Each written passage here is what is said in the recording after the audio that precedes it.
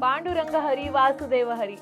माऊली एकदा सद्गुरू शंकर महाराजांकडे स्वतःला ज्ञानी समजणारा माणूस आला होता. तो वेगवेगळे शास्त्र त्यातले सूत्र कंठस्थ करून स्वतःला मोठा ज्ञानी, शास्त्रांचा मोठा पंडित समजत होता. स्वतःला किती ज्ञान आहे याचा अहंकार त्या माणसाच्या नजरेतून प्रकट होत होता. संत शंकर महाराजांनी त्याला पाहताच हे ओळखलं होतं. तो आला त्यावेळेस महाराज चहा पित होते. बाजूला बसलेल्या बाकी लोकांना सुद्धा महाराजांनी चहा दिला होता.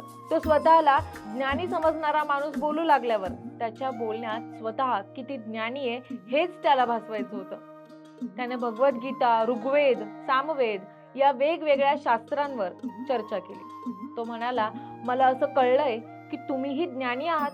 तुमच्याकडून नवीन ज्ञान मिळालं तर आनंद होईल. मी त्यासाठीच तुमच्याकडे आलोय. शंकर महाराज म्हणाले, आधी चहा तर घ्या, नंतर आपण बोलूया. शंकर महाराजांनी कपबशी त्याच्या हातात दिली आणि त्यांच्या जवळील किटलीतून त्याच्या कपात चहा ओतायला सुरुवात केली. चहाचा कप भरला, त्यातून चहा बशीत सांडू लागला तरी महाराज चहा ओततच राहिले. बशी पण भरली आणि बशीतून चहा खाली सांडायला लागला. तसा तो माणूस चिडला आणि म्हणाला, अहो कपात केवढी जागा आहे, तेवढाच चहा द्यायचा ना. एवढं साधं ज्ञान तुम्हाला नाहीये आणि तुम्ही कसले आले ज्ञानी? शंकर महाराज हसून म्हणाले, खूपच समजदार दिसता, पण तुम्हाला एवढं ज्ञान हवंय की तुम्ही आधीच ठासून ठासून ज्ञान भरून घेऊन आलाय. तुमच्यात काही रिकामी जागा असेल तर मी तुम्हाला काही ज्ञान देऊ शकेल ना, पण मला तर तुम्ही भरलेले दिसताय. माझ्याजवळ यायचं असेल तर आधी रिक्त होऊन यावं लागेल. आणि हे ऐकून तो व्यक्ती गप्प झाला.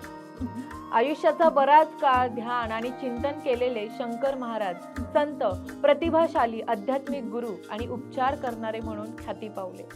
माऊली शंकर महाराज अगदी अलीकडच्या काळात होऊन गेलेले सत्पुरुष. त्यांची समाधी पुण्यातील सातारा रस्त्यावर धनकवडी भागात आहे.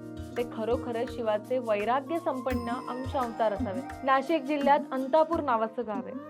तिथे कोणी चिमणाजी नावाचे गृहस्थ राहत होते.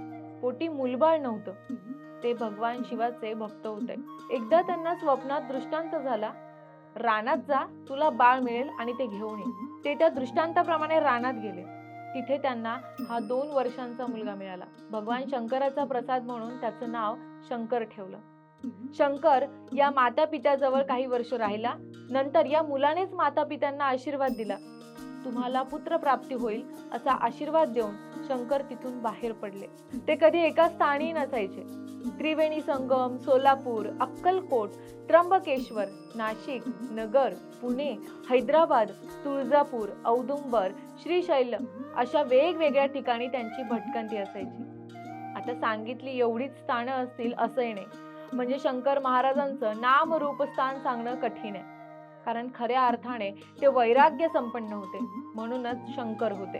आपल्या लहानपणी शंकर महाराज फार खोडकर आणि खट्याळ होते. एक दिवस एका हरणाच्या पिल्लाचा पाठलाग करत ते एका अरण्यात पोहोचले. त्या घोर अरण्यात त्यांना एक शंकराचं जीर्ण देऊळ दिसलं. ते हरणाचं पिल्लू सुद्धा त्या देवळात आश्रयाला लपलं. त्या पिल्लाला बाण मारणार एवढ्यात शंकर महाराजांसमोर एक दिगंबर साधू आले. त्यांनी त्या हरणाच्या पिल्लाला उचलून आपल्या कुशीत घेतलं आणि शंकर महाराजांना म्हणाले, कशाला मारतोस रे ह्याला?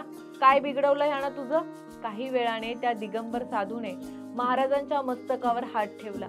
हीच त्यांची प्रथम स्पर्श दीक्षा. शंकर महाराज त्या स्पर्शाने अगदी भारावून गेले. ते दिगंबर साधू म्हणजेच अक्कलकोटचे स्वामी समर्थ.